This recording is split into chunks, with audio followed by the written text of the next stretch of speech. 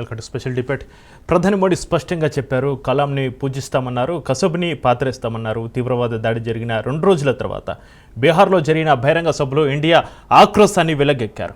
ఇండియన్లంటే చులకన అనుకుంటున్న వాళ్ళని వదలబోమన్నారు. దేశాన్ని దెబ్బతీయాలని చూస్తే వాళ్ళనే లేకుండా చేస్తామన్నారు.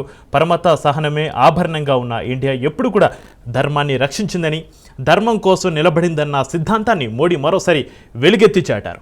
కాశ్మీర్ పహల్గాం దాడుల తర్వాత మోడీ తనదైన శైలిలో పాకిస్తాన్కు దిమ్మ తిరిగిపోయేలా కౌంటర్ ఇచ్చారు. చూస్తూ ఊరుకోవడానికి ఇదేమీ చేయలేని దేశం కాదని, సత్తా ఉన్న దేశమని నిరూపిస్తామన్నారు. అందుకే ముష్కరులను పాకిస్తాన్ ఎక్కడ దాచిపెట్టా కూడా చండాలు ఒలిచివేస్తామన్నారు. అంతేకాకుండా వారి వెనుక ఉన్న ఎవరినైనా అంతం చేస్తామన్నారు. ఇండియా విధానం అనాదిగా ప్రపంచం చూస్తూనే ఉందన్నారు. అందుకే కలాం స్ఫూర్తితో పనిచేస్తున్నామన్నారు. అలాగే ఇండియాను దెబ్బ కొట్టాలనే కసబ్ను పాతరేస్తామన్నారు.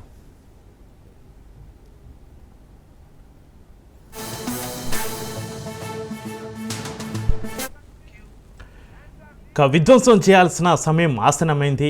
పహల్గాం దాడి తర్వాత పాక్లోకి ప్రధాని మోడీ విరుచుకుపడ్డారు. పహల్గాం దాడి చేసిన ఉగ్రవాదులు కుట్ర పనిన వారికి ఊహించని విధంగా శిక్ష విధిస్తామన్నారు. కార్గిల్ నుంచి కన్యాకుమారి వరకు దుఃఖం, కోపం ప్రజల్లో ఉందన్నారు మోడీ. దాడిలో అమాయక పర్యాటకులపై మాత్రమే కాదు, భారతదేశ ఆత్మపై శత్రువులు దాడి చేసే ధైర్యం చేశారని, అలాంటి వారిని వదిలేది లేదన్నారు. దాడి చేసిన ఉగ్రవాదులు అందుకు కుట్ర పనిన వారికి ఊహకు అందని శిక్ష విధిస్తామన్నారు. ఉగ్రవాదులకు స్వర్గధామంలో ఉన్న ప్రాంతాలను సర్వనాశనం చేయాల్సిన సమయం ఆసనమైందన్నారు. 140 కోట్ల మంది సంకల్పం ఉగ్రవాద నాయకుల వెన్ను విరిచివేస్తుంది అన్నారు. భారత గడ్డపై ఉగ్రవాద చర్యలకు మద్దతు ఇచ్చిన పాకిస్తాన్ ఉద్దేశించి ఆయన ఈ మాటలు అన్నారు.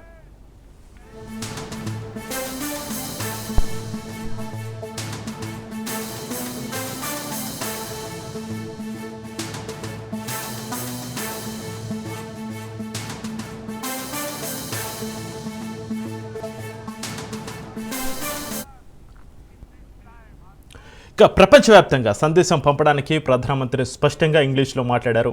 ప్రపంచానికి మొత్తానికి నేను ఇదే చెప్తున్నానన్న మోడీ, భారతదేశం ప్రతి ఉగ్రవాదిని, వారికి మద్దతు ఇచ్చేవారిని గుర్తించి ట్రాక్ చేసి శిక్షిస్తుందన్నారు. సప్త సముద్రాల అవతల ఉన్న వారిని వెతికి శిక్షిస్తామన్నారు మోడీ. ఉగ్రవాదం భారతదేశ స్ఫూర్తిని ఎప్పటికీ విచ్ఛిన్నం చేయలేదన్నారు. ఉగ్రవాదం ఖచ్చితంగా శిక్షించబడుతుందన్నారు. న్యాయం జరిగేలా 100కు 100% చేస్తామన్నారు. దేశం మొత్తం ఈ సంకల్పం తీసుకుందన్నారు. మానవత్వాన్ని విశ్వసించే ప్రతి ఒక్కరు కూడా మనతో ఉంటారన్నారు. ఈ సమయంలో మనతో పాటు నిలిచిన వివిధ దేశాల అధినేతలకు, ప్రజలకు మోడీ కృతజ్ఞతలు తెలిపారు. కాశ్మీర్లో జరిగిన దారుణమైన దాడికి మోడీ ప్రతిస్పందనగా దాని వెనుక ఉన్న వారిని ఎవరినైనా వదిలిపెట్టనన్నారు.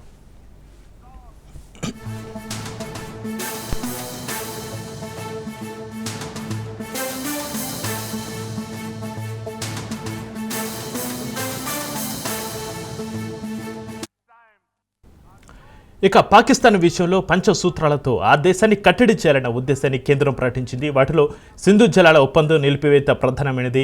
ఇరు దేశాల మధ్య నదీ జలాల భాగస్వామ్యాన్ని నియంత్రించే పాకిస్తాన్తో సింధు జలాల ఒప్పందాన్ని నిలిపివేయాలని నిర్ణయించింది. ఇక పాకిస్తాన్ సరిహద్దు ఉగ్రవాదానికి మద్దతు ఇవ్వడం మానుకునే వరకు ఈ సస్పెన్షన్ అమలులో ఉంటుంది. ఇక 1960లో సంతకాలు చేసిన సింధు జలాల ఒప్పందం ఎంతో కీలకమైనది. రెండో నిర్ణయంగా అటారీ వాఘా సరిహద్దు చెక్పోస్టు మూసివేయాలని మరో కీలక నిర్ణయం తీసుకుంది కేంద్రం. ఈ నిర్ణయంతో అన్ని సరిహద్దు కదలికలను మూసివేసినట్టు అవుతుంది. ఇందులో ప్రజలు, వస్తువుల కదలికలను నిలిపివేయడం కూడా ఉంది. ఇప్పటికే చెల్లుబాటు అయ్యే పత్రాలతో దాటిన వ్యక్తులు మే 1, 2025 నాటికి తిరిగి రావడానికి అనుమతించబడతారు. భూ రవాణా కేంద్రం మూసివేతతో పాటు సరిహద్దు కదలికను నిలిపేయడం ద్వారా పాక్కు ఇబ్బందులు తప్పవు.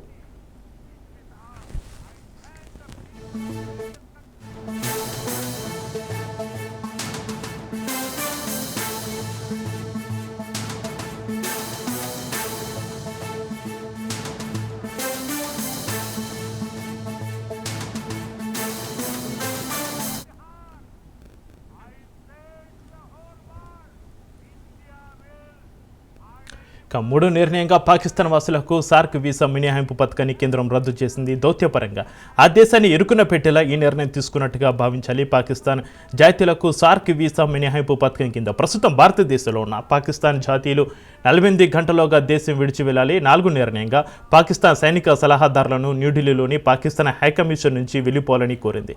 ఇక పాక్ సైనిక, నావిక, వైమానిక సలహాదారులను భారతదేశం నుంచి బహిష్కరించింది. ఈ సిబ్బందిని పర్సోనా నాన్ గ్రాటగా ప్రకటించింది. ఇక వారంలోపు భారతదేశాన్ని ఖాళీ చేయాలని ఆదేశించింది. అదే సమయంలో ఇస్లామాబాద్లోని భారత హైకమిషన్ నుంచి మనోలను కూడా ఇండియా వెనక్కి పిలిపిస్తుంది. ద్వైపాక్షిక దౌత్య సంబంధాలను తగ్గిస్తామంది. పాకిస్తాన్లోని భారత హైకమిషన్ మొత్తం బలాన్ని మే 1 నాటికి 30కి తగ్గిస్తామంది. ప్రస్తుతం పాకిస్తాన్లో 55 మంది భారతీయులు పనిచేస్తున్నారు. ఈ నిర్ణయం రెండు దేశాల మధ్య ద్వైపాక్షిక చర్యల పరిధిని తగ్గిస్తుంది.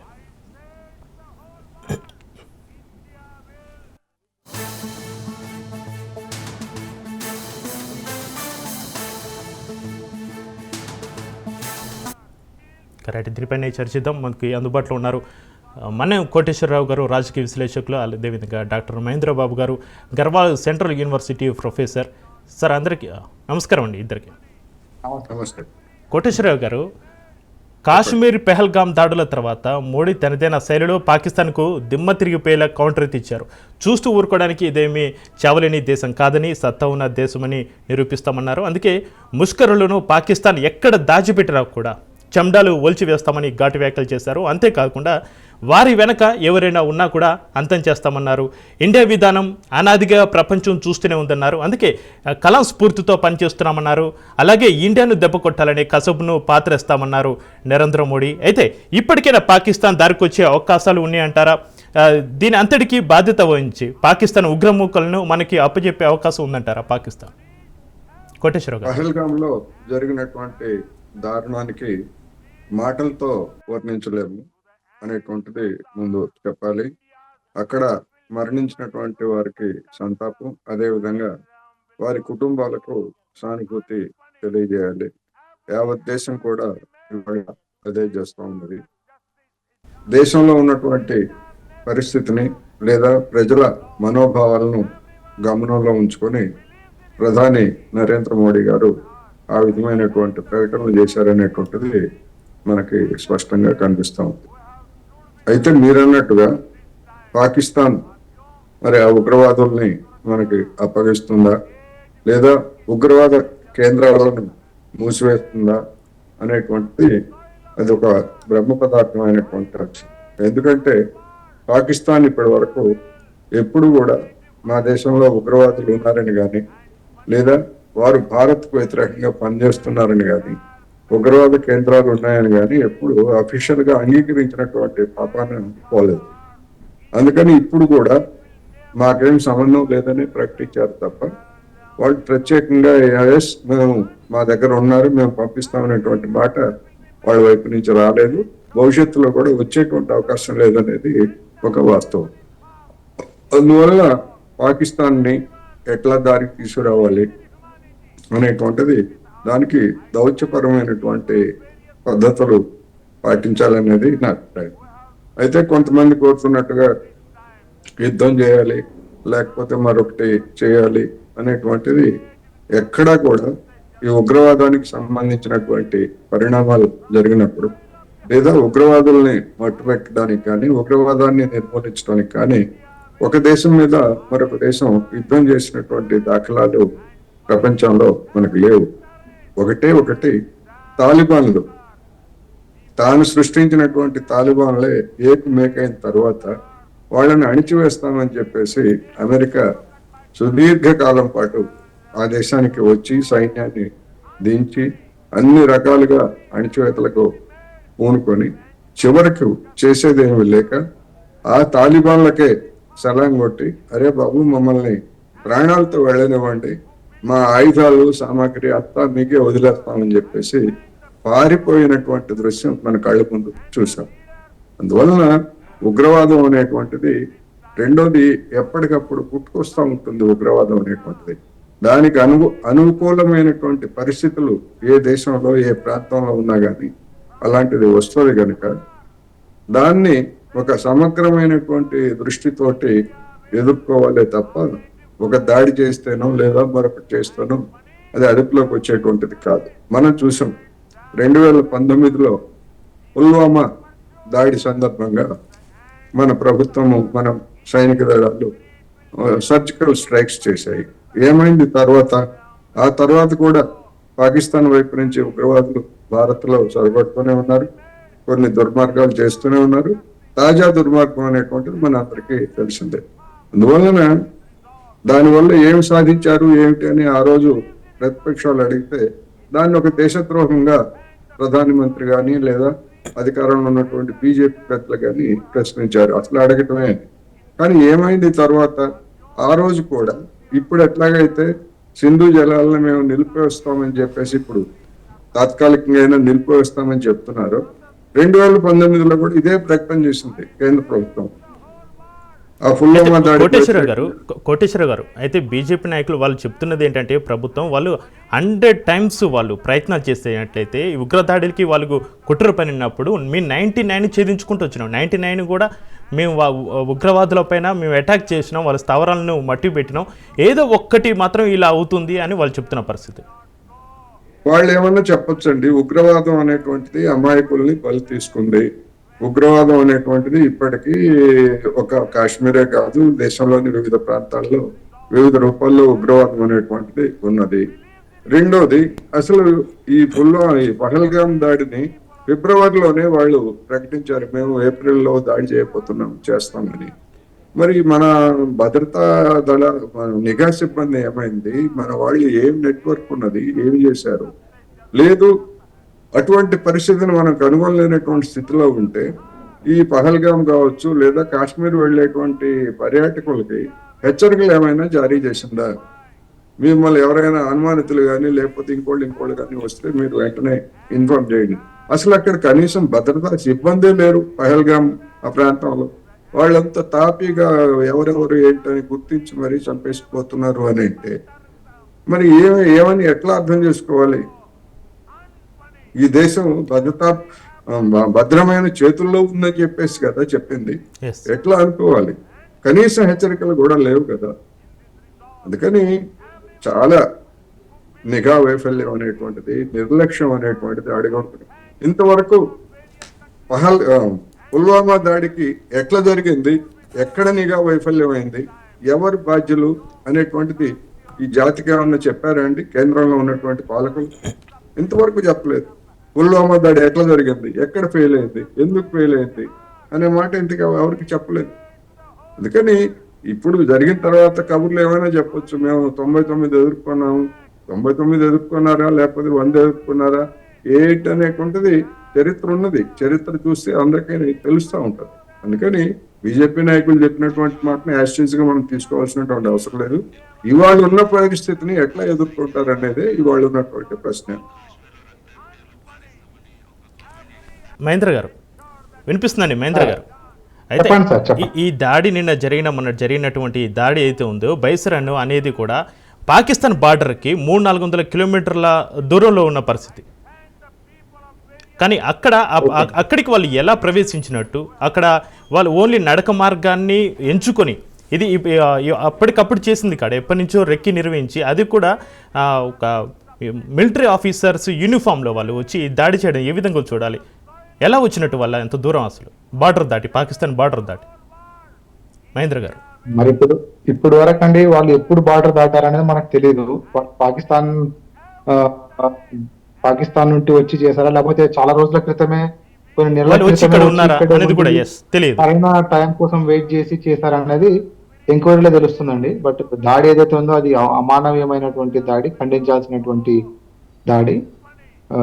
అయితే ఇటువంటి దాడులు మళ్ళీ రిపీట్ కాకుండా మెయిన్ మన సార్ చెప్పినట్టు, కోటేశ్వరరావు సార్ గారు చెప్పినట్టు మెయిన్ ఇంటెలిజెన్స్ ఫెయిల్యూర్ గా మనం చూడొచ్చు అండి. ఇంటెలిజెన్స్ నిఘా వర్గాలు వాళ్ళు ఇంకా పటిష్టంగా వాళ్ళ పని వాళ్ళు చేసినట్లయితే బహుశా దీన్ని అవాయిడ్ చేసి ఉండేవాళ్ళేమో. నో డౌట్ వాళ్ళు ఎన్నో దాడులు వాళ్ళు అవాయిడ్ చేసి ఉండవచ్చు. బట్ ఒక ఫెయిల్యూర్ చాలండి వాళ్ళ మొత్తం చేసిందంతా కూడా క్రిటిసిజంకి గురవుతుంది. ఇప్పుడు అదే జరుగుతుంది. రెండోది భద్రతా బలగాలు లేకపోవడం కూడా అక్కడ పెద్ద డ్రాబ్యాక్. అటువంటి ఏరియాలో టూరిస్ట్ ఏరియాస్, ఇండియా స్విట్జర్లాండ్ అని చెప్పబడే ప్లేస్, నలుమూలల నుండి వస్తారు పర్యాటకులు అక్కడికి. వాళ్ళకి కనీస భద్రత కల్పించాల్సినటువంటి రెస్పాన్సిబిలిటీ ఎవరిపైన అయితే ఉందో వాళ్ళపైన కూడా చర్యలు తీసుకోవాల్సినటువంటి అవసరం ఉంది. ఎందుకంటే అక్కడ కనీస భద్రత లేకపోవడం అనేది కూడా చాలా షాకింగ్ విషయం అండి. అక్కడ ఉండాల్సింది భద్రత, కనీసమైనటువంటి భద్రత. ఇంకోటి అక్కడ చేరుకోవడం కూడా గుర్రాలు. తర్వాత ప్రాబ్లం ఏంటంటే చాలా మంది అప్పటికి బాధితులు బ్రతికే ఉన్నారు.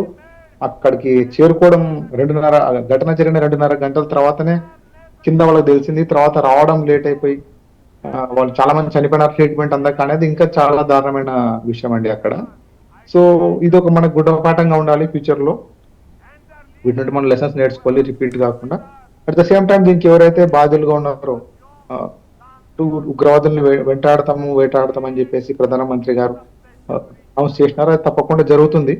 అయితే మన దేశంలో కూడా ఇటువంటి సంఘటనలకి లాగ్జిటీ ఎక్కడ ఉంది, ఎక్కడ నిర్లక్ష్యం ఉందో చూసి వాళ్ళని కూడా బాధ్యులుగా చేస్తే ఇటువంటి ఘటనలు పునరావృతం కాకుండా ఉంటాయని నేను అనుకుంటున్నాను.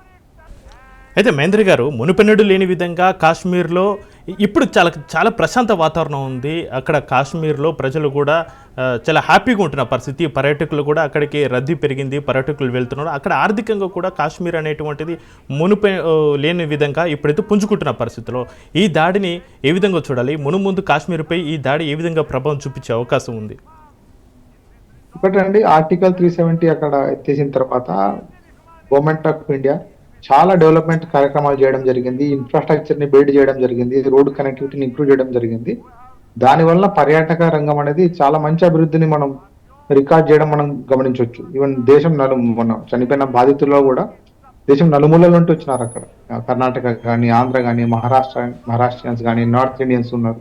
దీన్ని బట్టి ఏం తెలుస్తుందంటే కాశ్మీర్ అనేది ఇంత ముందు లాగా లేదు. 80s లో చూసిన కాశ్మీర్, 90s లో చూసిన కాశ్మీర్ కాదు, ఇప్పుడు చేంజ్ కాశ్మీర్ అని మనం ఈరోజు కనిపిస్తుంది. ఇన్ఫాక్ట్ ఉగ్రదాడి జరిగిన తర్వాత ఎన్నడూ లేని విధంగా కాశ్మీరీ పౌరులే, కాశ్మీర్ సంబంధించినటువంటి వ్యక్తులే రోడ్లపైకి వచ్చి నిరసనలు వ్యక్తం చేయడం జరిగింది. అది ఒక చాలా వెల్కమ్ సైన్ అండి. ఇంతకుముందు అలా ఉండేది కాదు. ఉగ్రవాది దాడులు జరిగినప్పుడు వాళ్ళు సెలబ్రేట్ చేసుకునే వాళ్ళు, ఇంత పరిస్థితి లేదు. ఉగ్రవాదులకు వ్యతిరేకంగానే వాళ్ళు వచ్చి ర్యాలీలు చేయడము లేదా రోడ్లపైన వచ్చి నినాదాలు చేయడం జరిగింది కాశ్మీర్ లో నిన్న. సో దీన్ని బట్టి తెలుస్తుంది ఏంటంటే Kashmir is changing basically. Kashmir world view ఏదైతే ఉందో అది ఇప్పుడు చాలా మటుకు మారింది. అది యాక్చువల్గా పాకిస్తాన్కి మింగుడు పడడం లేదు, ఎందుకంటే వాళ్ళు ఆర్థికంగా ఫెయిల్ అవుతున్నారు అక్కడ. సో వాళ్ళ ఆర్థిక ఫెయిల్యూర్స్ ని, ఆర్థిక పరమైనటువంటి ప్రోగ్రెస్ చేయలేకపోవడాన్ని ప్రజలు అక్కడ జీర్ణించుకోలేకపోతున్నారు. వాళ్ళ దృష్టి మరల్చడానికి భారత్ ని ఒక బూచిగా చూపించి కాశ్మీర్ అనే అంశాన్ని లేవనెత్తి ఎమోషనల్ సెంటిమెంట్ ని, పొలిటికల్ రెటోరిక్ అంటారు. అయితే అక్కడ మన సైడ్ పొలిటికల్ రెటోరిక్ పొలిటీషియన్స్ చేస్తే అక్కడ ఆర్మీ చేస్తుంది. పొలిటికల్ రెటోరిక్ అనేది పాకిస్తాన్ ఆర్మీ ఎక్కువ వాడుతుంటుంది. ఆ పొలిటికల్ రెటోరిక్ లో భాగంగానే కాశ్మీరీ సెంటిమెంట్స్ వాళ్ళు డ్రా చేస్తుంటారు.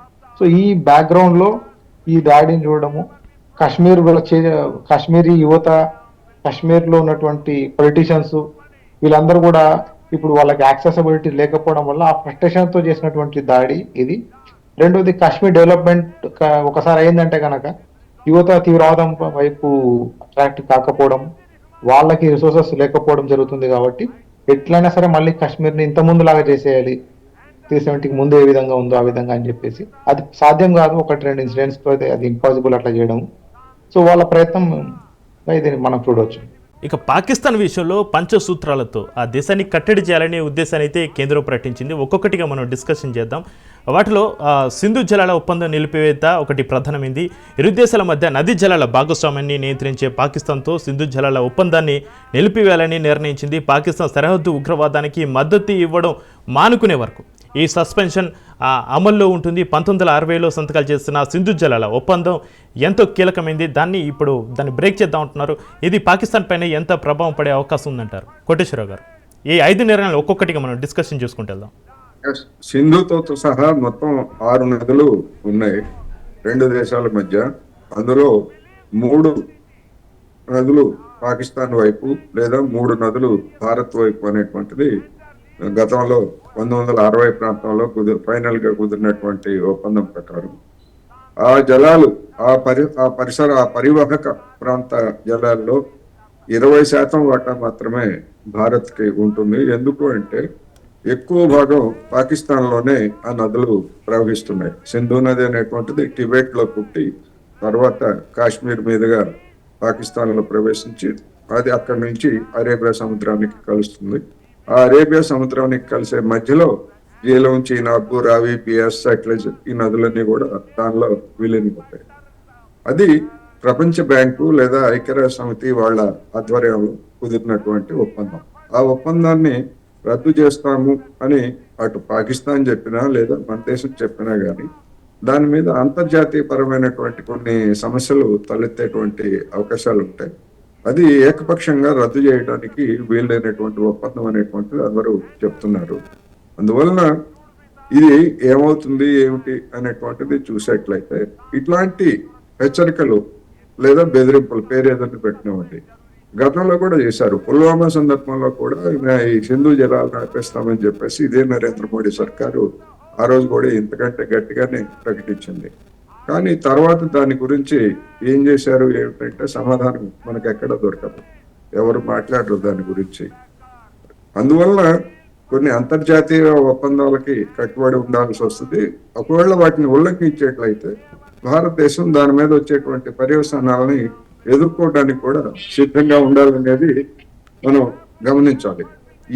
ఇవన్నీ కూడా చూసినప్పుడు ఏం జరుగుతుంది, అందుకనే పాకిస్తాన్ వాళ్ళు తాపీగా వాళ్ళు స్పందించారు. దాని గురించి మేము తేల్చుకోవాల్సిన దగ్గర తేల్చుకుంటాము, ఇది ఏకపక్షంగా జరిగే కుదరదు, ఏకపక్షంగా ఉపసంహరణ కుదరదు అనేటువంటిది వాళ్ళు చెప్పారు.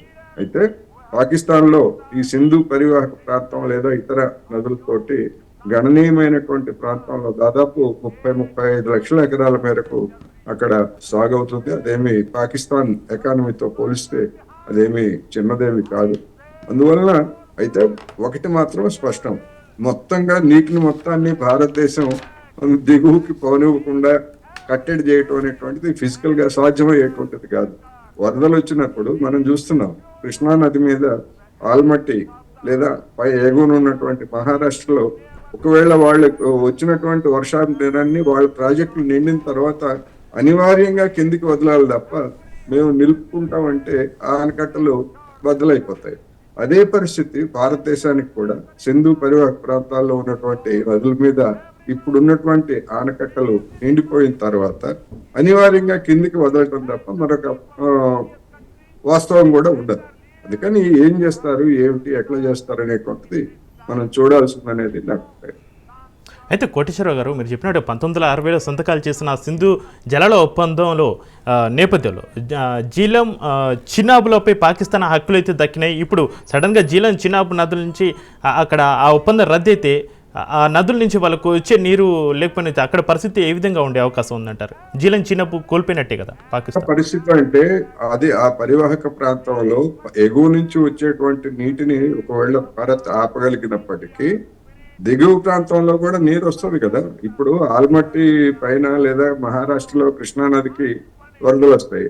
అదే సందర్భంలో దిగువన ఉన్నటువంటి ఆంధ్రప్రదేశ్ లేదా తెలంగాణ ప్రాంతంలో కూడా కృష్ణా నదిలో చేరేటువంటి నీరు ఉంటుంది. అందుకని అట్లాగే అక్కడ కూడా ఆ విధమైనటువంటి నీరు ఆ నదుల్లో సింధు నదిలో ఇవన్నీ కూడా ఉంటాయి. కానీ ఏదో మొత్తంగా ఇక మనం బిగేయగానే ట్యాప్ కట్టేయగానే మొత్తం ప్రతి చొక్క ఆగిపోతుందని అనుకుంటే అది పొరపాటు. అటువంటి పరిస్థితి ఉండదు. ఏ దేశానికి కానీ ఏ రాష్ట్రానికి కానీ అలాంటి పరిస్థితి ఉండదు. డెఫినెట్ గా ఎఫెక్ట్ అవుతుంది. అయితే వీళ్ళు చెప్తున్నట్టుగా ఇక మొత్తం అంతా బిగించేసాము, ఒక్క చుక్క నీరు కూడా రాదు అన్నప్పుడు నేను చెప్పిన పరిస్థితి తలెత్తుంది అది. ఎందుకంటే సింధు నదికి లేదా మిగతా నదులకు కూడా గతంలో పెద్ద ఎత్తున వరదలు వచ్చాయి. ఆ వరదలు వచ్చినప్పుడు ఏం చేస్తాము, ఏ ప్రాజెక్ట్ అయినా మన దగ్గర ఇప్పటికిప్పుడు హాంఫర్ట్ అని ఒక ప్రాజెక్ట్ ని కట్టుకోలేము. వాళ్ళు కట్టుకోవాలన్నా కూడా అది అంతర్జాతీయ వివాదం అవుతుంది. అందుకని అనేకమైనటువంటి ఆచరణాత్మకమైనటువంటి సమస్యలు ఉంటాయనేది కూడా మనం గమనంలో ఉంచుకోవాలి. అయితే కోటేశ్వరరావు గారు, రెండు నిర్ణయంగా అటారీ వాఘా సరిహద్దు చెక్ పోస్టు మూసేయాలని మరో కీలక నిర్ణయం అయితే తీసుకుంది కేంద్ర ప్రభుత్వం. ఈ నిర్ణయంతో అన్ని సరిహద్దు కదలికలను మూసివేసినట్టు అవుతుంది కదా? అవుతుంది. ఇప్పుడు దానివల్ల వచ్చేటువంటి ప్రయోజనం ఎంత అనేటువంటిది, ఎందుకంటే అటారీ వాఘా సరిహద్దు అనేటువంటిది నేను కూడా ఫిజికల్ గా వెళ్ళి చూశాను. మన దేశం నుంచి అటు వెళ్ళేటువంటి వాళ్ళకి కానీ లేదా అటు నుంచి ఇటు వచ్చేటువంటి సరుకులు కావచ్చు లేదా పౌరులు కావచ్చు అటు ఇటు తిరుగుతూ ఉంటారు. అది ఒక యాక్టివిటీ అక్కడ ఎప్పటి నుంచో జరుగుతూ ఉంది. దాన్ని మూసేసిన తర్వాత అది రెండు దేశాల మీద దాని ఎఫెక్ట్ ఉంటది. అయితే ఎవరికి ఎక్కువ ఉంటుంది ఏమిటి అనేటువంటి అది వేరే అంశం. అందుకని శాశ్వతంగా మూసేస్తారా తాత్కాలికంగా మూసేస్తారా అనేటువంటిది అది వేరే. అందుకని ఇప్పుడున్నటువంటి భావోద్రేకాలను గమనంలో ఉంచుకొని అటువంటి నిర్ణయం తీసుకున్నారని మాత్రమే నేను అనుకుంటున్నా. తర్వాత దాన్ని రీఓపెన్ చేస్తారనేది కూడా నా అభిప్రాయం. ఓకే. అయితే మహేంద్ర గారు మీరు చెప్పండి, మూడో నిర్ణయంగా కేంద్ర ప్రభుత్వం తీసుకున్న మూడో నిర్ణయంగా పాకిస్తాన్ వాసులకు సార్క్ వీసా మినహాయింపు పథకాన్ని కేంద్రం రద్దు చేసింది. దౌత్యపరంగా ఆ దేశాన్ని ఇరుకున పెట్టేలా ఈ నిర్ణయం తీసుకుందా అనుకోవచ్చా మహేంద్ర గారు? మనం సార్ ఈ రెస్పాన్సెస్ మీరు ఏదైతే చెప్పినారో ఇందాక, ఇంక్లూడింగ్ మన సార్ డిస్కస్ చేసిన రెస్పాన్స్ సింధు జలాల విషయం ఏదైతే ఉందో, ఓవరాల్ గా చూసుకున్నట్లయితే ఒక దేశం పైన ఒక దేశం దాడి జరిగినప్పుడు సాధారణంగా 3 రకాల రెస్పాన్సెస్ ఇస్తారు. ఓకే. ఒకటి ఎకనామిక్ రెస్పాన్స్, ఒకటి డిప్లొమాటిక్ రెస్పాన్స్, మూడోది కోవర్ట్ రెస్పాన్స్ అంటారు. సో ఎకనామిక్ రెస్పాన్స్ కింద అంటే ఆ దేశాన్ని శత్రు దేశం ఏదైతే ఉందో లేదా మన పైన దాడి చేసిన దేశం ఏదైతే ఉందో దాన్ని ఆర్థికంగా దెబ్బతీయాలని చెప్పేసి ఆర్థికంగా వాళ్ళ ఆర్థిక వనరుల్ని దెబ్బతీసేటువంటి విధంగా నిర్ణయాలు కొన్ని తీసుకుంటాం. అందులో భాగంగానే సింధు జలాల ఒప్పందం అనేది రద్దు చేయడం జరిగింది. ఇది ఇప్పుడు కాకపోయినా సరే, ఎందుకంటే డ్యాములు మన సార్ అన్నట్టు ఒక రోజులో మనం డ్యాములు కట్టలేము, నీళ్ళు ఆపలేము. అయితే ఆ నీటిపైన మనం కంట్రోల్ తీసుకురావడం వల్ల వాళ్ళని ఎకనామిక్ గా వాళ్ళని ప్రెషర్ గురి చేయొచ్చు, ఆర్థిక పరంగా ప్రెషర్ గురి చేయొచ్చు. రెండు, వాళ్ళ మేజర్ సిటీస్ కి వాటర్ సప్లై ఈ నదుల నుండి జరుగుతుంది. కొన్ని వేల హెక్టార్ల భూమి కూడా వాళ్ళు సాగు చేస్తున్నారు ఈ నదుల భూములతోటి. సో వీటిపైన మన కంట్రోల్ వచ్చేసరికి ఏమవుతుంది అంటే ఆ ఒప్పందం క్యాన్సిల్ కావడం వల్ల మనకి ఫ్రీడమ్ ఉంటుంది అక్కడ నదీ జలాలను ఆపుకోవడము లేదా నదీ జలాల పైన కన్స్ట్రక్షన్ చేసుకోవడము, ఆ ఫ్లోను ఆపడం అనేది. కానీ లాంగ్ టర్మ్ లో, ఇప్పుడు షార్ట్ టర్మ్ లో ఇప్పటికిప్పుడు ఏం జరగకపోయినా కూడా లాంగ్ టర్మ్ లో వాళ్ళకి అది చాలా ఇంపాక్ట్ ఉంటుంది. సో వాళ్ళ జీడిపికి ఇంపాక్ట్ పడుతుంది. ఆల్రెడీ వాళ్ళ జీడిపి ప్రాబ్లంలో ఉంది. సో ఆర్థిక వ్యవస్థ సమస్యల్లో ఉంది. ఈ టైంలో వాళ్ళకి తాగునీటి సమస్యలు, తర్వాత ఇరిగేషన్ రిలేటెడ్ సమస్యలు, తర్వాత సిటీస్ కి వాటర్ సప్లై సమస్యలు లాంగ్ టర్మ్ లో వచ్చినట్లయితే చాలా ప్రాబ్లమ్స్ ఫేస్ చేయాల్సి ఉంటుంది. సో ఆ ఎకనామిక్ గా ప్రెషర్ క్రియేట్ చేయడం అనేది దాని టార్గెట్ అనమాట బేసికల్. సో అందుకని ఎకనామిక్ రెస్పాన్స్ అది. ఇందాక మీరు మాట్లాడింది డిప్లొమాటిక్ రెస్పాన్స్, హై కమిషన్ లో మన వాళ్ళని రీకాల్ చేయడము, వాళ్ళని కంటి పంపించడము, లేదా సార్క్ ఎగ్జామ్షన్ ఉన్న వాళ్ళని 2 రోజుల్లో దేశం వదిలిపెట్టి వీసా ఎగ్జామ్షన్ వాళ్ళని వెళ్ళిపోమని చెప్పేయడము, ఇవన్నీ కూడా డిప్లొమాటిక్ రెస్పాన్సెస్ అంటారు వాళ్ళు. అంటే దౌత్యపరమైనటువంటి ప్రతిస్పందన బేసికల్. అదే ఏ దేశమైనా అవును. అదే మీరు చెప్పినట్టుగా 4వ నిర్ణయంగా అది పాకిస్తాన్ సైనిక సలహాదారులను న్యూఢిల్లీలోంచి పాకిస్తాన్ హైకమిషన్ నుంచి వెళ్ళిపోవాలని కోరింది. Diplomatic just to show the intensity, మేము ఎంత సీరియస్ గా ఉన్నాము, ఈ ప్రాబ్లం యొక్క ఇంటెన్సిటీ ఎంత ఉందని చూపించడానికి బయట ప్రపంచానికి కూడా మనం ఒక టోకన్ ఆఫ్ సింబాలిజం గా మనం చూపించవచ్చు అనమాట డిప్లొమాటిక్. ఎందుకంటే డిప్లొమసీలో గొడవలు కొట్టుకోవడాలు ఉండవు, ఇటువంటి ఎస్కలేషన్స్ అంటారు వీటిని. సో సిచ్యువేషన్ ఎంత ఎస్కలేట్ అయింది అని చూపించడానికి బయట ప్రపంచానికి ఇటువంటి నిర్ణయాలను ఇటువంటి నిర్ణయాలని తీసుకోవడం వలన ఇంటెన్సిటీ అనేది బయట ప్రపంచం కూడా అర్థమవుతుంది. అంతర్జాతీయంగా పాకిస్తాన్ ని అలినేట్ చేయడం డిప్లొమాటిక్ గా దీని టార్గెట్ అనమాట ఇటువంటి యాక్షన్స్. చివరిది లాస్ట్ వచ్చేసి కోవర్ట్ ఆపరేషన్స్. అవి మనకు తెలియదు అండి, ఎందుకంటే ఆ పేరులోనే కోవర్ట్ ఆపరేషన్, సీక్రెట్ ఆపరేషన్స్ అంటారు వాటిని. మరి వాళ్ళు ఏ విధంగా రెస్పాండ్ అవుతారు, మిలిటరీ పరంగా యాక్షన్స్ తీసుకుంటారా, ఇంకేదైనా కోవర్ట్ ఆపరేషన్ చేస్తారా, లాంగ్ టర్మ్ లో చూడాలి. అన్లెస్ గవర్నమెంట్ అనౌన్స్ చేసేంత వరకు ఇది అయిపోయింది ఆపరేషన్ అని చెప్పి వాళ్ళు అనౌన్స్ చేసేంత వరకు మనం కూడా ఏం చెప్పలేము వాళ్ళు ఏం చేయబోతున్నారు. సో ఈ 3 రకాల రెస్పాన్సెస్ మనకు కనిపిస్తాయి. ఇన్ఫాక్ట్ ఇజ్రాయెల్ కూడా మీకు చూసింటారు, మొసాద్ వాళ్ళు ఎవరిని వదిలిపెట్టరు, వాళ్ళు అనౌన్స్ చేసేంత వరకు కూడా తెలియదు వాళ్ళు ఈ ఆపరేషన్ చేశారు, ఇజ్రాయెలీ మొసాద్ దీని వెనుకల ఉంది అని చెప్పేసి. సో వాటిని కోవర్ట్ ఆపరేషన్స్ అంటారు ఇటువంటి ఇన్సిడెంట్ జరిగినప్పుడు నార్మల్ గా. మరి ప్రభుత్వం ఎటువంటి రెస్పాన్సెస్ తీసుకుంటుందో మనం వేచి చూడాల్సిందే అండి. వాళ్ళ అనౌన్స్మెంట్ కోసం మనం వేచి చూడాల్సి ఉంటుంది. మిగతా 2 అయితే వాళ్ళు ఆల్రెడీ అనౌన్స్ చేసినారు. ఇంకా రానున్న టైంలో ఏమన్నా టారిఫ్స్ పరంగా లేదంటే ఇంకేమైనా మెజర్స్ తీసుకుంటారా? ఆల్రెడీ మన మధ్య ఇప్పుడు ట్రేడ్ రిలేషన్స్ ఏం లేవు నాకు తెలిసి. ఎయిర్ స్పేస్ కూడా మూసేసినారు వాళ్ళు. దుబాయ్ మీద పడి పోవాలి, మనం పాకిస్తాన్ పోవాలన్నా కూడా వాళ్ళు రావాలన్నా వయా దుబాయ్ చూసుకోవాలి. ఎయిర్ స్పేస్ కూడా ఇప్పుడు యాక్సెస్ లేదు.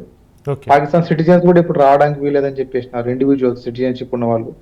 So these are various responses అండి ఇప్పుడు ఉన్నటువంటి భావోద్వేగాలను దృష్టిలో పెట్టుకొని తీసుకున్నటువంటి నిర్ణయాలుగా మనం చూడవచ్చు. బట్ ఎంతవరకు ఇది కొనసాగుతుంది అనేది ప్రభుత్వం చేతుల్లో ఉంటది. తర్వాత పరిస్థితులు పాకిస్తాన్ ఏ విధంగా రెస్పాండ్ అవుతుంది, మన డిమాండ్లకి వాళ్ళు ఎంత యాక్షన్ తీసుకుంటారు అనేది దానిపైన ఆధారపడి ఉంటుంది. బట్ ఆ దేశం పొలిటికల్ కాకుండా ఆర్మీ నడిపిస్తుంది కాబట్టి ఆ సైడ్ నుండి పెద్దగా రెస్పాన్స్ అనేది మనం ఎక్స్పెక్ట్ చేయలేమండి, టు బి ప్రాక్టికల్. ఓకే, అయితే కోటేశ్వర గారు మీరు చెప్పండి, భవిష్యత్తు పరిణామాలు ఎలా ఉండబోతున్నాయి అంటారు కోటేశ్వర గారు? భవిష్యత్ పరిణామాలు అంటే పాకిస్తాన్ తీసుకునేటువంటి చర్యలను బట్టి ఉంటాయి. దానికి అనుగుణంగానే మన దేశం కూడా ఏం చర్యలు తీసుకోవాలి ఏమిటనేటువంటిది ఎప్పటికప్పుడు పరిస్థితిని అంచనా వేసి అది తీసుకోవాల్సి ఉంటుంది. అందుకని ఇప్పుడు జనం భావోద్రేకాలతో ఉన్నారు కనుక ఇప్పుడు తీసుకున్నటువంటి చర్యలని యాజ్ ఇట్ ఈజ్ గా ఇలాగే కొనసాగిస్తారా లేదా అనేటువంటిది అయితే నాకు భిన్న అభిప్రాయం ఉంది. కొంతకాలం తర్వాత సడలిస్తారు. ఎందుకంటే అనేక దేశాల్లో ఇలాంటివి చూసాం. ఇప్పుడు ఎంబసీల్లో ఉన్నటువంటి వాళ్ళని మన దేశం బహిష్కరిస్తుంది. కానీ మన ప్రభుత్వం ఏం చేసిందంటే ఆ బహిష్కరిస్తూ, ఎందుకంటే వెంటనే వాళ్ళు కూడా అదే పని చేస్తారు. అటువంటి అవకాశం వాళ్ళకి ఇవ్వకుండా మనమే పాకిస్తాన్ లో ఉన్నటువంటి సిబ్బందిని మనమే తగ్గించుకొని మనమే మన వాళ్ళని వెనుకరమ్మని కూడా మనం చెప్పాము. అది అన్ని చోట్ల జరిగేది. మన సార్ చెప్పినట్టు ప్రతి దేశం కూడా తన యొక్క ఎంత సీరియస్ గా ఉన్నాం అనేటువంటిది ప్రపంచానికి తెలియజెప్పడానికి అటువంటి పనులు చేస్తుంది. దాని వలన ఏదో పాకిస్తాన్ దారికి వస్తుందని మనం అనుకోక్కర్లేదు. అంతర్జాతీయ వేదికల మీద లేదా మన విదేశాంగ విధానంలో భాగంగా పాకిస్తాన్ కి వ్యతిరేకంగా మిగతా దేశాల యొక్క అభిప్రాయాల్ని కూడగట్టడం అనేటువంటి దాని మీద ఆధారపడి ఉంటది. అయితే ఇప్పటికిప్పుడు ఉన్నటువంటి పరిస్థితుల్లో గడిచినటువంటి 10 సంవత్సరాల్లో మన దేశం చుట్టూతా ఉన్నటువంటి చిన్న చిన్న దేశాలు కూడా మనతో లేవు అనేటువంటిది ఒక పచ్చి వాస్తవం. మరి ఎందుకు ఈ విధమైనటువంటి పరిస్థితిని, ఇరుగు పొరుగు దేశాలని ఎందుకు మనం దూరం చేసుకున్నాం, దానికి కారకం ఏమిటి అనేటువంటిది పాలకులుగా ఉన్నటువంటి వాళ్ళు మనకి జనానికి చెప్పాలి. అందువలన అంతర్జాతీయ విధానంలో అనుసరిస్తున్నటువంటి పోకడలు ఇవాళ భారత ఉపఖండంలో కూడా భారతదేశానికి మిత్రులు ఎవరు, గట్టిగా మన వైపు నిలబడే వాళ్ళు ఎవరున్నారు అంటే ఎవ్వరూ కనిపించడం లేదు. బంగ్లాదేశ్ గాని, శ్రీలంక గాని, చివరికి భూటాన్ కూడా మనతో ఉంటుందా లేదా అనేటువంటిది సమస్య. అందువలన భారతదేశం అనుసరించినటువంటి విదేశాంగ విధానంలో వచ్చినటువంటి మార్పు, గతంతో పోలిస్తే ఇప్పుడు వచ్చినటువంటి మార్పు ఈ పరిస్థితికి కారణమైంది. ఇటువంటి స్థితిలో ఎంతకాలం మనం ఒంటరిగా ఉండగలము అనేటువంటిది కూడా ఒక ప్రశ్నే. ఏమైనప్పటికీ ప్రభుత్వం తీసుకున్నటువంటి ఈ చర్యలన్నింటినీ కూడా అఖిలపక్ష సమావేశం నిన్ననే పెట్టి ఉండి, ఆ అఖిలపక్ష సమావేశంలో అన్ని పక్షాలకి వివరించి దేశం యొక్క అభిప్రాయాన్ని కూడగట్టేటువంటి ప్రయత్నం చేసి ఉంటే భిన్నంగా ఉండేది.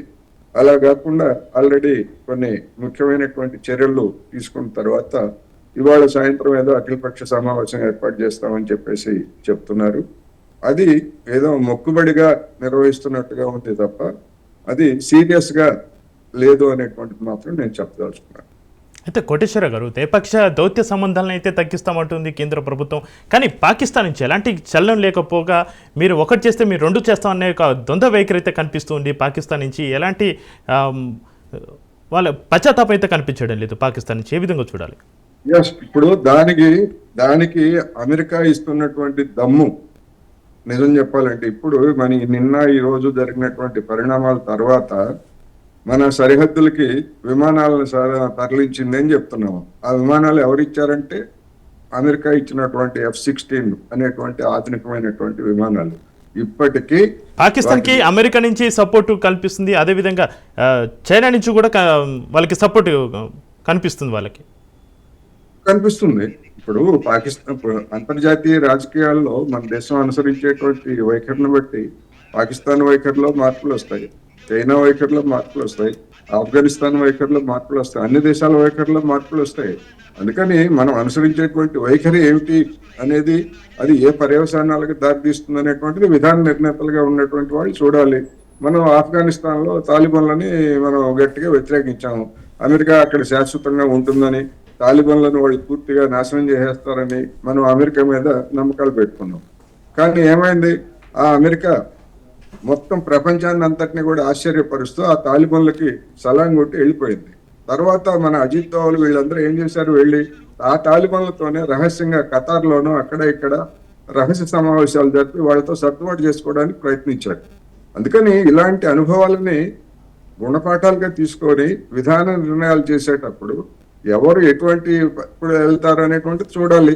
ఆ తాలిబాన్లు చివరికి అక్కడ ఉన్నటువంటి అమెరికా వాడు వెళ్ళిపోయిన తర్వాత వాళ్ళు చైనాకి దగ్గరయ్యారు. వాళ్ళని మొత్తం ఇంతవరకు అక్కడ ఉన్నటువంటి తాలిబాన్ ప్రభుత్వాన్ని ఎవరు గుర్తించలేదు, భారత్తో సహా ఎవరు గుర్తించలేదు. చైనా కూడా అఫీషియల్ గా గుర్తించినట్టు నాకైతే ఐడియా లేదు. కానీ చైనాతో వాళ్ళు దగ్గర సంబంధాల్లో ఉన్నారు.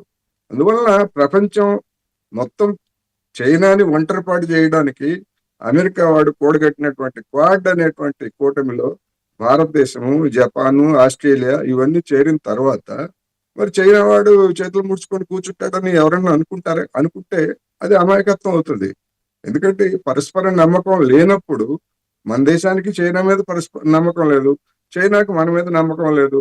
చైనాకు వ్యతిరేకంగా అమెరికా వాడు వచ్చి సౌత్ చైనా సీలో నేను దిష్ట వేసి మీరందరినీ చైనాకు వ్యతిరేకంగా ఎక్కడో కొన్ని వేల మైళ్ళ దూరంలో ఉన్నటువంటి వాడు వచ్చి ఇక్కడ ఆసియాలో మీరు నాతో రండి, నువ్వు అందరం కలిసి చైనాని కొడదామని చెప్పేసి అంటే మన వాళ్ళు ఎగేసుకొని వెళ్ళి దాంతో సమావేశాలు జరుపుతున్నారు. మరి ఇటువంటి పరిణామాలు, పర్యవసానాలని విధాన నిర్ణేతలుగా ఉన్నటువంటి వాళ్ళు గమనంలోకి తీసుకోకపోతే ఎప్పుడు ఏం జరుగుతుందనేది ఎవరు చెప్పగలరు అనేది నా అభిప్రాయం. అయితే కోటేశ్వరరావు గారు, పాకిస్తాన్ నిర్ణయాలు చాలా చర్చాంశంగా మారాయి. ఇప్పుడు మన రాజ్ న్యూస్ బ్రేకింగ్ న్యూస్లో చూడొచ్చు, భారతీయ విమానాలకు గగనతలం మూసివేయడం జరిగింది. అదేవిధంగా సింధు జలాలను ఆపడం అంటే యుద్ధం ప్రకటించడమే అంటూ కూడా పాకిస్తాన్ ఒకవైపు ఆరోపిస్తుంది. భారత్ దాడి చేస్తే తిప్పి కొడతాం, మేము ఒక చెంప కొడితే రెండు చెంపలు మేము వాయిస్తాం అన్నట్టుగా పాకిస్తాన్ వైఖరిత కనిపిస్తుంది. ఇప్పుడు మన ప్రధాని నరేంద్ర మోడీ గారు అదే స్థాయిలో మాట్లాడుతున్నారు, లేదా మన ఇతర నేతలు అదే స్థాయిలో మాట్లాడుతున్నారు. మరి దానికి కౌంటర్ గా అటువైపు నుంచి అదే స్పందన ఉంటది. ఒక జర్నలిస్ట్ గా నేను చెప్పాలంటే అదే స్పందన ఉంటది. ఉండదని ఎట్లా అనుకుంటాం?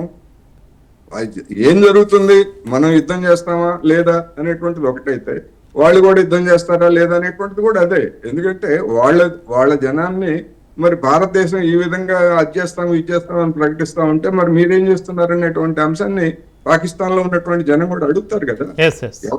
అది వాళ్ళ ప్రభుత్వం, పాకిస్తాన్ వాళ్ళ ప్రభుత్వం పైన కూడా అక్కడి ప్రజలు ప్రశ్నించే అవకాశం ఉంటుంది కదా.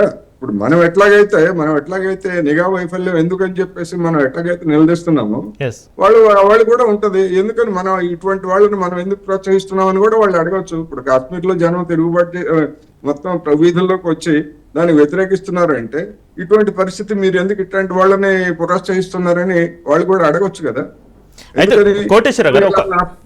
సింధు జలాలను ఆపేస్తాం తర్వాత మరి మన జీవనాడిని దెబ్బతీసేటువంటి పరిస్థితి మనం ఎందుకు తెచ్చుకున్నాం అనేటువంటిది వాళ్ళ మీద కూడా వస్తుంది. అందుకని ఇవన్నీ కూడా పరస్పర ప్రభావితం కలిగించేటువంటి ప్రకటనలు ఇవన్నీ ఎట్లా ఉంటాయి, తర్వాత ఏం జరుగుతుంది అనేటువంటిది మనం చూడాల్సి ఉంటుంది. అయితే పాకిస్తాన్ ఇప్పుడు వచ్చిన బ్రేకింగ్ న్యూస్ ప్రకారం పాకిస్తాన్ సైన్యాలకు సెలవులు కూడా రద్దు చేస్తున్న పరిస్థితి పాకిస్తాన్ ప్రభుత్వం. అయితే కోటేశ్వరరావు గారు, ఒక చిన్న డౌట్, ఇక్కడ పాకిస్తాన్ ఉగ్రమూకలకి పెంచి పోషిస్తుంది ఉగ్రమూకల్ని అనేది కూడా ఫస్ట్ నుంచి చెప్తున్న ఓపెన్ సీక్రెట్. భారతదేశం అవకాశం దొరికినప్పుడల్లా కూడా ప్రపంచ దేశాలకు చాటు చెప్తున్న పరిస్థితి. అయినా కూడా పాకిస్తాన్కి ఇక్కడ ఆయుధాలు సమకూరుతున్నాయి. 2-3 దేశాల నుంచి కూడా సపోర్ట్ దొరుకుతుంది. పాకిస్తాన్ అనేటువంటిది మన దక్షిణాసియాలో, భారత ఉపఖండంలో ఒక మిలిటరీ రీత్యా ఒక వ్యూహాత్మకంగా కీలకమైనటువంటి ప్రాంతం. పాకిస్తాన్ ఏర్పాటు వెనుకనే ఆ వ్యూహం ఉన్నది, బ్రిటిష్ వాడి వ్యూహం. ఏమిటి అంటే పాకిస్తాన్ కేంద్రంగా ఉన్నటువంటి ప్రభుత్వానికి అమెరికన్లు లేదా బ్రిటిష్ వాళ్ళు వీళ్ళు ఇన్ఫ్లుయెన్స్ చేసేట్లయితే ఇటు భారతదేశం మీద దెబ్బతీయచ్చు, అటు చైనా మీద దెబ్బతీయచ్చు, ఆ పక్కనే ఉన్నటువంటి ఆనాడు ఉన్నటువంటి సోవియట్ యూనియన్ వాటి మీద దెబ్బతీయచ్చు. అదేవిధంగా ఇరాన్, ఇరాక్, ఈ ప్రాంతంలో పశ్చిమాసియాలో ఉన్నటువంటి ఇరాన్, ఇరాక్ ఇటువంటి వాటి మీద కూడా ఆధిపత్యం సాధించాలి అనేటువంటి దాన్ని పాకిస్తాన్ ఒక కేంద్రంగా చేసుకుంది. దశాబ్దాల తరబడి అమెరికా పెంచి పోషించింది. ఆ అమెరికా పెంచి పోషించినటువంటి ఉగ్రవాదుల్ని మన దేశం మీదకి రావడానికి అమెరికన్లే కారకులు. అక్కడ ఉగ్రవాదులను పెంచి పోషించింది వాళ్ళు. పాకిస్తాన్ మెడ మీద పెట్టి మన మీద కాల్చడానికి పంజాబ్లో కానివ్వండి, కాశ్మీర్లో కానీ చేసినటువంటి కుట్రలు అవన్నీ కూడా సోవియట్ యూనియన్ కుప్పగూలిన తర్వాత భారతదేశం వైఖరిలో మార్పు వచ్చి అమెరికాతో చేతులు కలపడానికి సిద్ధమైన తర్వాత అబ్బాబే మేము పాకిస్తాన్కి ఏమి సాయం చేయట్లేదని చెప్పేసి అమెరికన్లు మనకి కబుర్లు చెప్తారు. కానీ గడిచినటువంటి 30 సంవత్సరాల్లో అమెరికన్లు పాకిస్తాన్కి ఎన్ని ఆయుధాలు ఇచ్చారు, ఎంత సాయం చేశారు, దాన్ని ఎలా నిలబెట్టారనేటువంటిది బహిరంగ రహస్యం. మన దేశంతో మిత్రత్వం ఉంటూనే వాళ్ళ అవసరాలు, వాళ్ళ అంతర్జాతీయ వ్యూహాల్లో భాగంగా పాకిస్తాన్ ఇప్పటికీ వదులుకోలేదు వాళ్ళు. అయితే అదే సమయంలో పాకిస్తాన్ వాళ్ళు ఏం చేస్తున్నారు, అందరినీ బెదిరించి మీరు కనుక మాకు పూర్తి సహాయం చేయకపోయేట్లయితే మేము చైనా వైపు వెళ్తాం, మీరు కనుక చేయకపోతే మేము రష్యా వైపు వెళ్తాం. ఇమ్రాన్ ఖాన్ వెళ్ళాడు కదా, ఉక్రెయిన్ యుద్ధం సమయంలో. ఎందుకు వెళ్ళాడంటే అమెరికాని బ్లాక్మెయిల్ చేయడానికి, భారత్ను బ్లాక్మెయిల్ చేయడానికి, చైనాని బ్లాక్మెయిల్ చేయడానికి. వాళ్ళకు ఉండేటువంటి ఎత్తుగడలు, తరతరపు ఎత్తుగడలు వాళ్ళకే ఉన్నాయి. ఎందుకంటే ఇప్పుడు మన సార్ చెప్పినట్టు దరిద్రంలో ఉంది పాకిస్తాన్. ఆ దరిద్రం నుంచి బయటపడాలంటే ఆయుధాలు కొనుక్కోవాలి, అన్ని చేయాలి. అందుకని ఇవన్నీ కూడా ఉన్నాయి. IMF రుణం ఇప్పించింది కదా, అమెరికా వాడు తలుసుకుంటే IMF రుణం ఆపేసి ఉండేవాడు కదా పాకిస్తాన్కి. ఈ మధ్య లాస్ట్ ఇయర్ ఎందుకు ఇప్పించాడంటే ఎప్పుడైనా వీడు పనికొస్తాడు మనకి, ఏదైనా అవసరమైతే. అందుకని ఎవరిని వదులుకోకూడదు అనేది వాళ్ళ వ్యూహం. మహేంద్ర గారు, మీరు చెప్పండి. ఒకవైపు పాకిస్తాన్ స్టాక్ మార్కెట్ అయితే కుప్పకొలింది, పాకిస్తాన్ స్టాక్ ఎక్స్చేంజ్ భారీగా పతనమైంది. మార్కెట్ ప్రారంభమైన వెంటనే స్టాక్ సూచీలు కూడా క్షీణించాయి. కాశ్మీర్లోని పహల్గామ్లో జరిగిన ఉగ్రవాద దాడి తర్వాత భారత్ పాకిస్తాన్పై కఠినమైన నిర్ణయాలు తీసుకుంది. భారత చర్యలతో పాక్ ఆర్థిక వ్యవస్థ అయితే కుదులమవుతున్న పరిస్థితులు అయితే మనం చూస్తున్నాం. మరోవైపు భారత విమానాలకు పాక్ గగనతలం మూసివేసిన పరిస్థితి కూడా ఉంది. ఈ పాకిస్తాన్ ఈ చర్యలను ఏ విధంగా చూడాలి మహేంద్ర గారు? నష్టపోతుంది కదా పాకిస్తాన్ కూడా. యాక్చువల్గా రెండు విషయాలు అండి. పాకిస్తాన్ అని మనం మాట్లాడతాం కానీ పాకిస్తాన్లోనే రెండు పాకిస్తాన్లు ఉంటాయి. ఒకటి ఆర్మీ పాకిస్తాన్, రెండు సివిలియన్ పాకిస్తాన్. సివిలియన్ పాకిస్తాన్ అంతా కూడా గవర్నమెంట్ నడుపుతుంది. అయితే ఈ గవర్నమెంట్ ని మళ్ళీ ఆర్మీ నడుపుతుంది. సాధారణ ఒక ఫేమస్ కొటేషన్ ఉంది, ఏంటంటే every country as a army but Pakistan army as a country అని. అంటే ప్రతి దేశానికి ఒక సైన్యం ఉంటుంది, పాకిస్తాన్లో మాత్రం సైన్యానికి ఒక దేశం ఉంటుంది. సో సైన్యం వాళ్ళు సర్వైవ్ కావడానికి ఒక దేశం ఉండాలి. అక్కడ డెసిషన్స్, ఫైనల్ డెసిషన్స్, పర్టికులర్గా సెక్యూరిటీ సంబంధించి, ఇంకా పర్టికులర్గా ఇండియాకి సంబంధించినటువంటి నిర్ణయాలు అన్నీ కూడా సైన్యం తీసుకుంటుంది. పాకిస్తానీ సైన్యము పుట్టిన మొదటి రోజు నుండి ఈ రోజు వరకు కూడా వాళ్ళ బేసిక్ స్టాన్స్ వచ్చేసి యాంటీ ఇండియా స్టాన్స్. అందుకనే ISI ఇంటర్ సర్వీసెస్ ఇంటెలిజెన్స్ ఏదైతే ఉందో వాళ్ళ గూఢచర సంస్థ, వాళ్ళు తీవ్రవాదుల క్యాంపులు నిర్వహించడము, వాళ్ళని ప్రోత్సహించడము, ఫండింగ్ ఇవ్వడము, ఇండియాలో యాంటీ ఇండియా కార్యక్రమాలకి ప్రోత్సాహం ఇవ్వడం వాళ్ళ బేసిక్ అజెండా. ఒక సపరేట్ వింగ్ ఉంటుంది, సపరేట్ ఇండియన్ అఫేర్స్ కోసం అని చెప్పేసి వాళ్ళ మోడస్ ఆపరేట్ ఇండియా. సో వాళ్ళ నుండి ఇంతకంటే మనం ఏం ఎక్స్పెక్ట్ చేయలేం. రెండోది, పాకిస్తాన్ స్టాక్ ఎక్స్చేంజ్ కుప్పకూలడం అనేది సర్వసాధారణం. ఎందుకంటే ఆల్రెడీ ఆర్థిక పరిస్థితి కుదేలై ఉండి ఈ టైంలో భారత్తో ఉద్రిక్త వాతావరణం తెచ్చుకోవడం వల్ల, భారత్ తీసుకున్నటువంటి నిర్ణయాల వల్ల రానున్న టైంలో ఆర్థికంగా పాకిస్తాన్ నష్టపోతుందనే ఇన్ఫర్మేషన్ ని మార్కెట్స్ అనేటివి డిస్కౌంట్ చేస్తాయి. కన్సిడరేషన్ తీసుకుని స్టాక్స్ అమ్మేస్తారు. స్టాక్స్ అమ్మినప్పుడు మార్కెట్ పడిపోతుంది. అది వాళ్ళకి అది నష్టమే. కానీ they are ready to take that కదా. మూడోది, గగనతలంలో ఈ విమానాలు ఆ ఏరియాకి చక్కర్లు కొట్టడము, లేదా అక్కడ సరిహద్దులో సైన్యాన్ని మోహరించడం ఏదైతే ఉందో, వాళ్ళు ప్రియంప్టివ్ మెజర్స్ అంటారు వీటిని. అంటే పోయినసారి వాళ్ళు చూసినారు, మనం పుల్వామా దాడి జరిగిన తర్వాత వాళ్ళపైన అటాక్ చేసినాం, ఏ విధంగా అటాక్ చేసినామో బహుశా అట్లా ఎక్స్పెక్ట్ చేస్తుండొచ్చు భారత్ తరపు నుండి ఇటువంటి అటాక్స్ సీమను వాళ్ళ బార్డర్ దాటి వచ్చేటువంటి అవకాశాలు ఉన్నాయని వాళ్ళకి అనిపించి ఉండవచ్చు. సో అందువలన వాళ్ళు ఆ ముందు జాగ్రత్త చర్యలుగా అక్కడికి వాళ్ళు సైన్యాన్ని పంపించవచ్చు, లేదా ప్రీ ప్లాన్డ్ గా. ఎందుకంటే అంత సైన్యాన్ని ఒక్కసారిగా మోహరించడం అంత ఈజీ కాదు కాబట్టి ప్రీ ప్లాన్డ్ గా ఆల్రెడీ మోహరించి పెట్టేసి రెడీ పెట్టుకొని మూమెంట్ కి దాడి జరగగానే బార్డర్స్ లోకి రావడం అనేది ఇంకొక స్ట్రాటజీ. ఎందుకంటే తెలుసు దాడి జరగగానే ఒక రెస్పాన్స్ ఉంటుంది, తీవ్రమైన రెస్పాన్స్ ఉంటుంది ఇండియా తరపున అని చెప్పేసి. సో బహుశా అది ప్రీ ప్లాన్డ్ కూడా అయి ఉండొచ్చు. ఏది ఏమైనప్పటికీ కూడా రానున్న టైంలో ఆర్థికంగా పాకిస్తాన్ అనేది చాలా విపరీతంగా దెబ్బతినబోతుంది. డిప్లొమాటిక్ గా ఆల్రెడీ అలినేషన్ వస్తుంది. ఇప్పుడు అమెరికా కూడా ఎంతమంది ఉండేది ట్రిపుల్ ఏ అంటారండి, ఏఏ అంటారు. పాకిస్తాన్ నడిపించేది 3 Aలు. ఒకటి అల్లా, తర్వాత ఆర్మీ, అమెరికా. అల్లా మరి ఉన్నాడో తెలియదు వాళ్ళతోటి.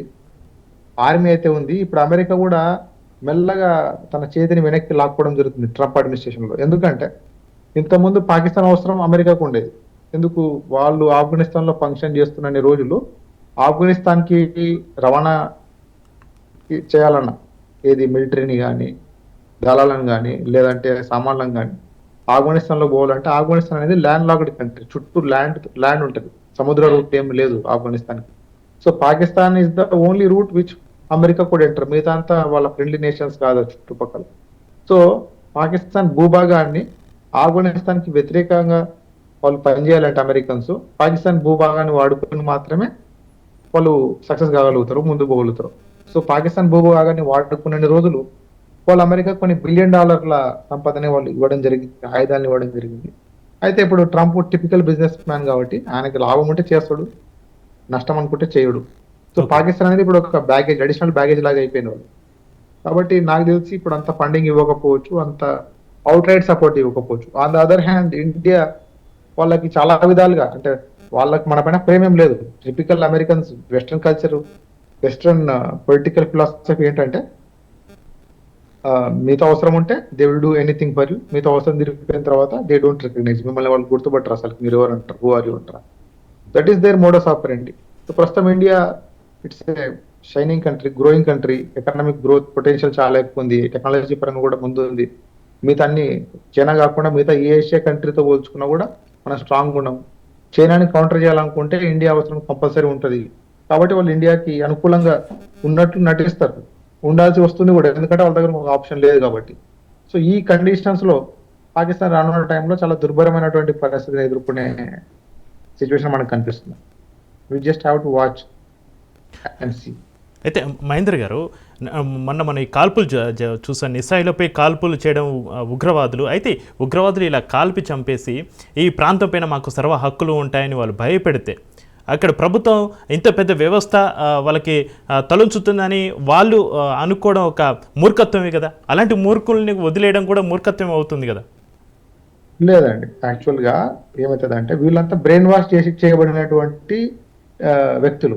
వాళ్ళకేంటంటే నువ్వు టెర్రరిస్ట్, ఒక వ్యక్తిని వాళ్ళు విపరీతంగా బ్రెయిన్ వాష్ చేసేసి నువ్వు ఒక పవిత్రమైనటువంటి కార్యం కోసం, జిహాద్ కోసం పనిచేస్తున్నావు, మన ప్రాంతం అనేది చాలా అణిచివేతకు గురవుతుంది, సో ఈ ప్రాంతాన్ని విముక్తి చేయడానికి నేను అల్లా పంపించినాడు, ఈ విధంగా వాళ్ళకి బ్రెయిన్ వాష్ చేస్తారు.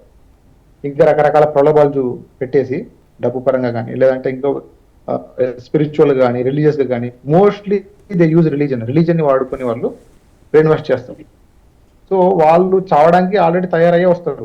వాళ్ళు మూర్ఖులే కాదు, just they are dead, already dead. వాళ్ళు చనిపోయిన వాళ్ళతోనే సమానం, శవాలు, నడుస్తున్న శవాలుగా మనం వాళ్ళని పరిగణించాలి. అందుకనే వాళ్ళు చంపుతున్నది దే ఆర్ వాకింగ్ డెడ్ అనమాట. బేసికల్ గా వాళ్ళలో రక్తమాంసాలు ఉంటాయి కానీ మనస్తత్వం అట్లాంటివి ఏమి ఉండవు. ఇంకా they completely they were trained in that particular way. వాళ్ళకి సపరేట్ సిస్టమ్ ఉంటుంది, ట్రైనింగ్ మాడ్యూల్స్ ఉంటాయి వాళ్ళకి. టెర్రరిస్ట్ ట్రైనింగ్ మాడ్యూల్స్ డిఫరెంట్ ఉంటాయి.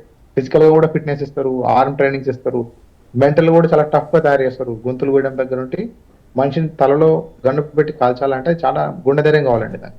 సో ఆ విధంగా మనిషిని తయారు చేస్తారు వాళ్ళు. సో వాళ్ళు మూర్ఖులే కాదు, జస్ట్ వాళ్ళు జంతువుల కన్నా కూడా దారుణమైనటువంటి క్రీచర్స్. వాళ్ళ మనుషులను కూడా మనం చెప్పలేం బేసికల్ గా. సో మన టార్గెట్ వాళ్ళు కాదండి, వాళ్ళని ఎట్లా we have to you know bring them to the justice. కానీ వాళ్ళు just they are the pawns in the hands of somebody. మనం పట్టుకోవాల్సిన చేతుల్ని, వాళ్ళని ఆడిస్తున్నటువంటి చేతుల్ని, వాళ్ళని ఎవరైతే రూట్స్ ఏవైతే ఉన్నాయో వాళ్ళ దగ్గర మనం పోగలిగితే ఇజ్రాయెల్ పోతున్నట్లు. ఇప్పుడు హమాస్ అంటే హమాస్ చీఫ్ దగ్గర పోయినారు వాళ్ళు, అంతే కదండి. ఇప్పుడు హెజ్బొల్లా అంటే హెజ్బొల్లా చీఫ్ దగ్గర వాళ్ళు పోగలిగినారు. అట్లా మనం పోగలిగిన రోజు భయం ఇన్స్టిల్ అయిందంటే కనుక రానున్న టైంలో ఇటువంటి అటాక్స్ చేయడానికి వాళ్ళు భయపడతారు. మనము ఆ పాన్స్ ని పట్టుకుంటే వాళ్ళని చంపేస్తే ఓకే, దట్స్ ఫైన్, జస్టిస్ వస్తుంది. But the actual problem still remains అనమాట. అట్లాంటి వాళ్ళు చాలా మంది వాళ్ళు తయారు చేయగలుగుతారు. అటువంటి సంస్థల్ని, అటువంటి వ్యక్తుల్ని మనం రూట్ కాజ్ ఏదైతే ఉందో వాటిని మనం సమూలంగా ఎలిమినేట్ చేసినట్లయితే ఇజ్రాయెల్ ఫార్ములాతో వాళ్ళు ఏ విధంగా అయితే చేస్తారో బహుశా మనం ఇటువంటి వాటిని మనం ఫ్యూచర్లో తక్కువ చేయొచ్చండి. అయితే కోటేశ్వర గారు, మీరు చెప్పండి, మోడీ మిషన్ దారి తప్పిందంటారా? అమర్నాథ్ యాత్రను అడ్డుకునే కుట్ర అనేది, అమర్నాథ్ యాత్రకి ఏర్పాట్లు జరుగుతున్న టైంలో ఇలాంటి ఘటన చోటు చేసుకోవడం అమర్నాథ్ యాత్రను అడ్డుకునే కుట్ర అని అంటారా? ఎందుకంటే గతంలో 2 సార్లు కూడా అమర్నాథ్ యాత్ర పైన దాడి జరిపి ఉగ్రవాదులు ఒక 30 మందిని అనుకుంటా దాదాపుగా మట్టి పెట్టడం జరిగింది. కోటేశ్వర గారు, జరిగి ఉండొచ్చు, దాని వెనకాల కుట్ర ఉండొచ్చు, లేదని మనం ఎందుకు అనుకోవాలి? ఉందా లేదా అనేటువంటిది మన పెద్దలు చెప్పాలి, ప్రభుత్వం చెప్పాలి. అటువంటి కుట్ర ఏదైనా ఉందా, అందుకే చేశారా అనేటువంటిది చెప్పాలి. ఎందుకంటే ఇవాళ కుట్ర సిద్ధాంతాలు అనేటువంటివి ప్రపంచంలో రోజుకి క్షణానికి ఒక్కొక్క కుట్ర సిద్ధాంతం ఉంది. ఇప్పుడు మన సార్ చెప్పినట్టు బ్రెయిన్ వాష్ అనేటువంటిది మన దేశంలో జరగటం లేదా? హిందుత్వానికి ముప్పు వచ్చింది, మనం హిందుత్వాన్ని రక్షణ కోసం లేదా హిందూ మత రక్షణ కోసం మనం అంతా కదలాలి అంటే ఎంతమంది బుర్రలు జడగొట్టుకొని గడ్డం ఉన్న ప్రతి వాడిని ముస్లిమే, వీడు హిందుత్వ వ్యతిరేకం అని చెప్పేసి దాడులు చేస్తున్నటువంటి పరిస్థితి వాళ్ళ దేశంలో ఉంది. అది కూడా బ్రెయిన్ వాషే. అందుకని తక్కువ ఎక్కువ అనేటువంటిది తప్ప ఆ బ్రెయిన్ వాషింగ్ అనేటువంటిది మన సమాజంలో చాలా ప్రమాదకరమైనటువంటి స్థాయిలో జరుగుతూ ఉంది. అది పాకిస్తాన్ లో జరుగుతుంది, లేదా కాశ్మీర్ లో జరుగుతుంది, ఎక్కడైనా జరుగుతుంది. అందుకని మనం ఒకవైపే చూడకూడదు. యాజ్ ఎ జర్నలిస్ట్ నేను చెప్తుంది ఏంటంటే, మనం ఒకవైపే చూడకూడదు, రెండు వైపులా జరుగుతున్నటువంటి దాన్ని చూడాలి అనేటువంటిది నేను ఈ సందర్భంగా చెప్పదలుచుకున్నాను. ఏదైనా ఉండొచ్చు, అమర్నాథ్ యాత్ర కావచ్చు, లేదా మరొకటి కావచ్చు, ఏదైనా కావచ్చు. అందుకని సార్ చెప్పినట్టు అసలైనటువంటి కారణాన్ని కనుగొని దాన్ని చేయాలి. ఇప్పుడు ఇజ్రాయిల్ 70 సంవత్సరాల నుంచి పాలస్తీనా ఏర్పాటు అని అడ్డుకుంటా ఉంది. పాలస్తీనా ఏర్పాటుని అడ్డుకున్నది, అనేక మందిని చంపేసింది, మట్టు పెట్టింది, అవన్నీ కూడా చేసింది. కానీ పాలస్తీనా ఉద్యమం ఏమన్నా వెనక్కి పట్టిందా? ఏం పట్టదు.